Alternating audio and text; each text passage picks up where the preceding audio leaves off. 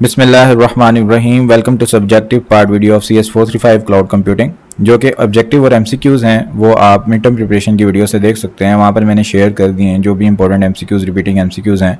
और mid term की जो वीडियो है वो मैंने बहुत मुश्किल से, बहुत एफर्ट से उसको रिकॉर्ड किया। कम टाइम में तमाम चीज़ें रिप्रेजेंट करना मुश्किल होता है, तो इसलिए आपके कोई भी कन्फ्यूजन है, कोई भी क्वेश्चन है तो आप कमेंट्स में पूछ सकते हैं।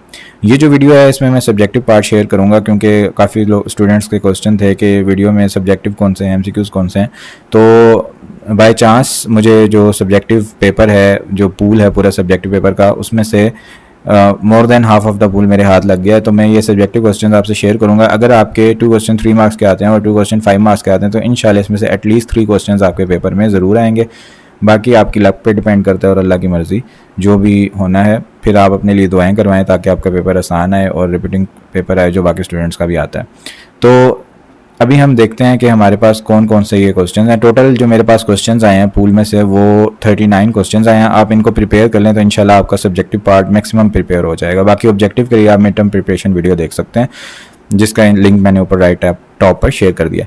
तो हमारे पास सबसे पहला क्वेश्चन है, what are 3 main categories of IPv6 address. अच्छा, इनके मैं ज़्यादा डिटेल में आंसर्स शेयर नहीं करूँगा, कुछ कुछ के आंसर मैं बता दूंगा क्योंकि ये वीडियो काफ़ी लेंथी हो जाएगी। इसका मेरा मकसद समझाना नहीं है कुछ भी, इसका मकसद सिर्फ यह है कि आपके साथ सब्जेक्टिव पार्ट शेयर कर दूँ, बाकी प्रिपरेशन आपने खुद करनी है। तो 3 मेन कैटेगरीज जो होती हैं IPv6 एड्रेस की, वो हमारे पास होती हैं यूनिकास्ट, मल्टीकास्ट और एनीकास्ट। यूनिकास्ट में सिर्फ एक डिवाइस को जाता है, मल्टीकास्ट में वेरियस डिवाइसेस को जाता है और एनीकास्ट में जो नियरेस्ट डिवाइस होती है उनको उसको मैसेज ट्रांसफर किया जाता है। नेक्स्ट क्वेश्चन है, what are 3 traditional points of collaboration. तो 3 एडिशनल पॉइंट्स आपने सर्च करने हैं कोलैबोरेशन के क्या होते हैं। नेक्स्ट है, explain 4 reasons for virtualization. Virtualization की 4 रीजंस बतानी है जो कि मेरे जहन में आ रही हैं कि एक तो शेयर्ड रिसोर्सेज होती हैं, दूसरा isolation of users of shared resources होता है, और इसके अलावा जो हमारे पास ईजियर मैनेजमेंट होती है रिसोर्सेज की दैन फिजिकल रिसोर्सेज, और जो रीलोकेशन और प्रोविजनिंग होती है वो भी आसान होती है as compare to physical resources. तो ये 4 रीजंस हैं वर्चुअलाइजेशन करने की। फिर नेक्स्ट क्वेश्चन है, describe the working procedure of open ID. Open ID जैसे हम नॉर्मली क्या करते हैं कि कोई भी वेबसाइट हम ओपन करते हैं ना, वहाँ पे आता है sign in with Google account.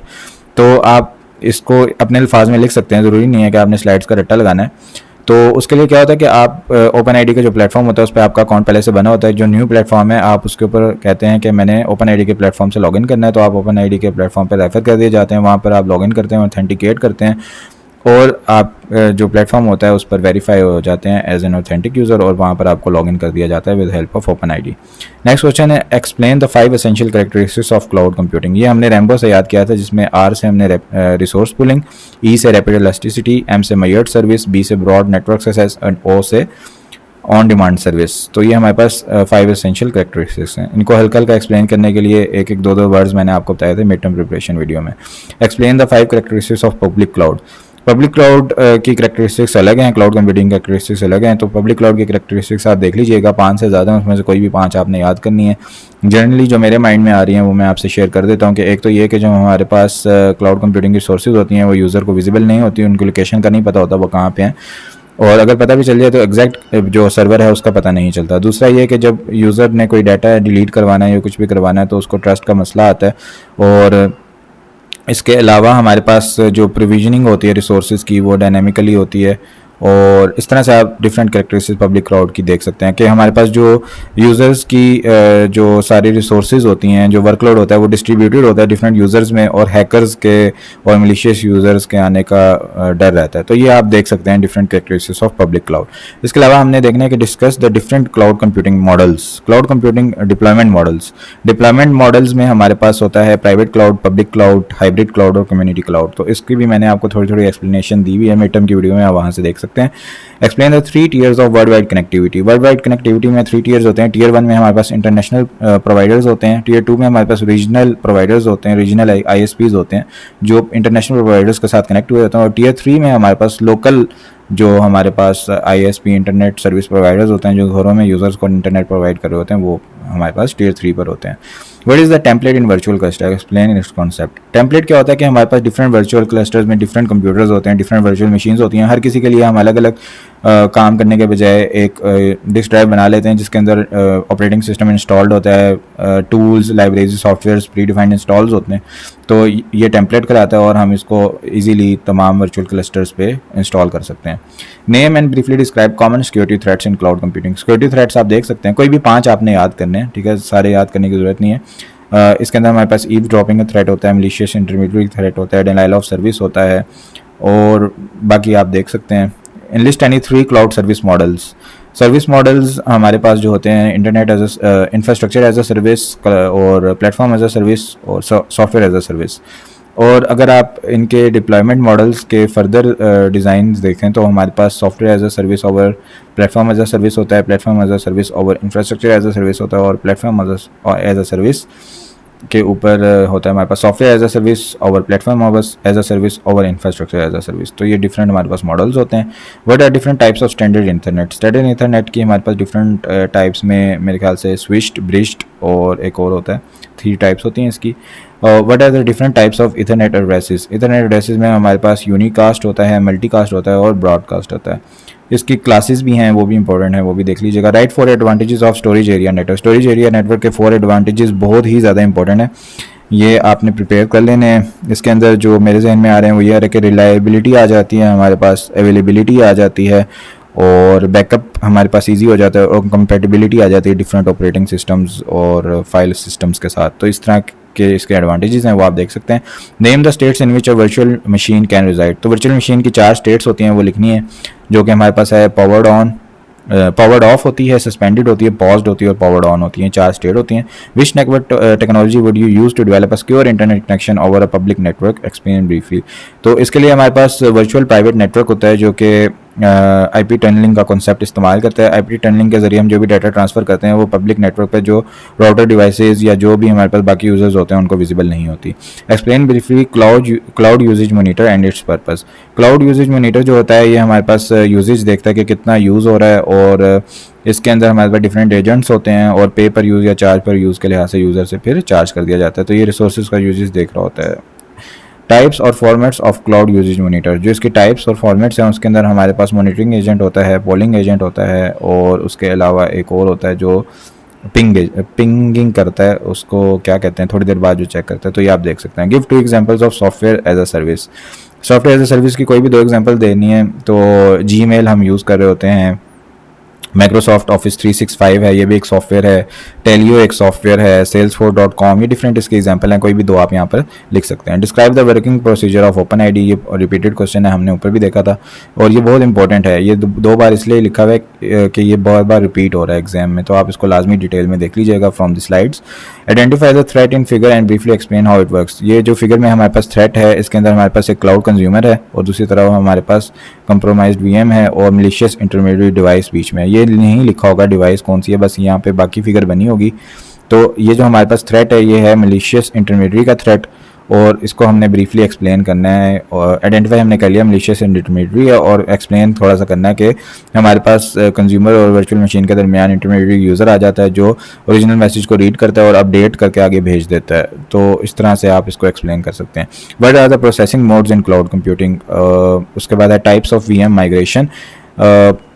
इसको आप स्लाइड से देख सकते हैं। कोल्ड माइग्रेशन होती है, वार्म माइग्रेशन होती है, लाइव माइग्रेशन होती है। Enlist network topologies. Network topologies हमारे पास डिफरेंट होती हैं, वो यहाँ पर इनलिस्ट करनी है, जैसे मैश, स्टार, बस, रिंग, ये टोपोलॉजीज होते हैं। TCP IP protocol layers.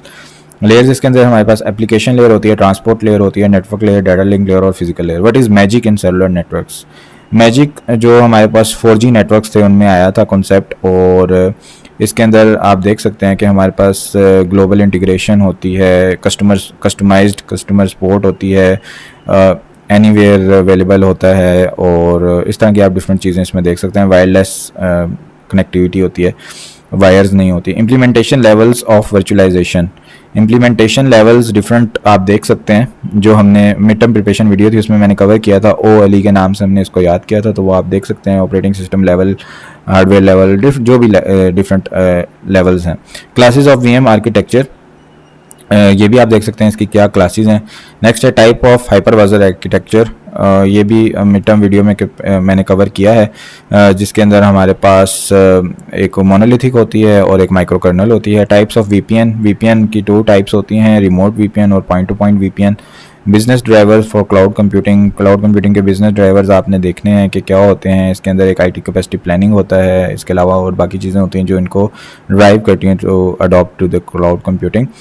Strategies of IT capacity planning, strategies के अंदर हमारे पास लीड स्ट्रेटजी होती है, लैग स्ट्रेटजी होती है, मैच स्ट्रेटजी होती है। इनको ब्रीफली आपने एक्सप्लेन कर देना है। लीड स्ट्रेटजी में हम एंटिसिपेशन में हम चीज़ें ऐड करते जाते हैं। लैग स्ट्रेटजी में हम जैसे यूटिलाइजेशन फुल होती है तब ऐड करते हैं, और मैच स्ट्रेटजी में हम इंक्रीमेंट्स में रिसोर्सेज ऐड करते जाते हैं। Horizontal scaling versus vertical scaling का कॉन्सेप्ट बताना है। हॉरिजॉन्टल स्केलिंग में हम क्या करते हैं कि सेम डिवाइसेस ऐड करते जाते हैं, इंक्रीज करते जाते हैं नंबर ऑफ डिवाइसेस को, जबकि वर्टिकल स्केलिंग में हम क्या करते हैं, रिप्लेस कर देते हैं एक छोटी पावर की डिवाइस को बड़ी पावर की डिवाइस के साथ।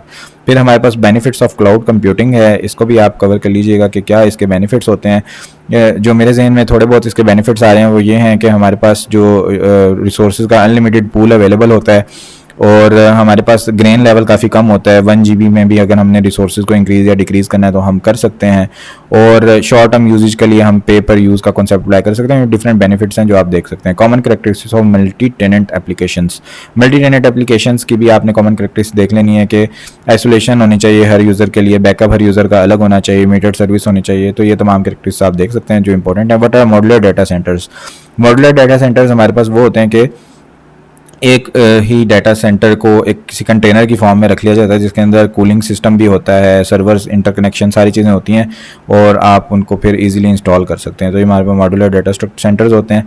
उसके बाद है major goals of cloud platform. Cloud platform के मेजर गोल्स में डिफरेंट इसके गोल्स हैं, जिसमें हमारे पास स्केलेबिलिटी आ जाती है और एफिशिएंसी आ जाती है। इस तरह के इसके गोल हैं। रेजिलियंस, रिलायबिलिटी इसमें से कोई एक चीज़ है। वर्चुअलाइजेशन आ जाती है। तो ये गोल्स आप देख सकते हैं। Challenges of cloud architecture design, इसके क्लाउड आर्किटेक्चर में क्या हमारे पास चैलेंजेस आते हैं, ये इंपॉर्टेंट क्वेश्चन है। Working of automated scaling listener, automated scaling listener, और उसके अलावा हमने पहले एक देखा था मॉनिटरिंग एजेंट। इन दोनों की वर्किंग आपने देख लेनी है स्लाइड में से, ये कैसे वर्क करते हैं, क्या करते रहते हैं। ये briefly explain active active versus active passive configurations of a fail over system. अच्छा, कोई भी फेल ओवर सिस्टम होता है उसमें एक्टिव एक्टिव होता है, जिसके अंदर दोनों डिवाइसेस होती हैं, एक्टिवली हर टाइम काम कर रही होती हैं, जबकि एक्टिव पैसिव में सिर्फ एक डिवाइस काम करती है। तो एक्टिव एक्टिव में जब एक फेल होगी तो सारा लोड दूसरी पे चला जाएगा, और जब दोबारा ठीक होगी तो लोड दोबारा डिस्ट्रीब्यूट हो जाएगा। एक्टिव पैसिव में ये होगा कि एक ख़राब होगी तो पैसिव पे लोड चला जाएगा, और जब वापस वो ठीक होगी तो एक ही डिवाइस सारा लोड फिर भी बेयर करेगी, दोनों डिवाइसेस पे लोड डिस्ट्रीब्यूट नहीं किया जाएगा। तो ये दोनों में फ़र्क होता है एक्टिव एक्टिव और एक्टिव पैसिव में। तो ये इंपॉर्टेंट सब्जेक्टिव क्वेश्चंस थे जो मैंने आपसे शेयर किए। इंपॉर्टेंट क्या, बिल्कुल पेपर के ही क्वेश्चन है, लीक पेपर समझें इसको, और आधे से ज़्यादा मेरे पास आ गए हैं। बाकी आप की किस्मत है जो भी आपका क्वेश्चन आता है पेपर में, लेकिन इनको आपने लाजमी स्लाइड से कवर करना है। मेरी बातों पे नहीं जाना, मैंने गलत गलत इनके आंसर बताए हैं जो मेरे माइंड में आ रहे थे। आपने स्लाइड से ऑथेंटिक आंसर्स देखने हैं इनके, और उनको अच्छे से प्रिपेयर कर लेना है। और अगर आपके लिए ये वीडियो हेल्पफुल हो तो आपने एग्ज़ाम के बाद लाजमी कमेंट करना है और अपने फ्रेंड से शेयर करना है कि ये वीडियो हेल्पफुल थी, ताकि उनका भी फ़ायदा हो। Thank you so much for watching. अपनी दुआ में याद रखिएगा। Take care. अल्लाह हाफिज़।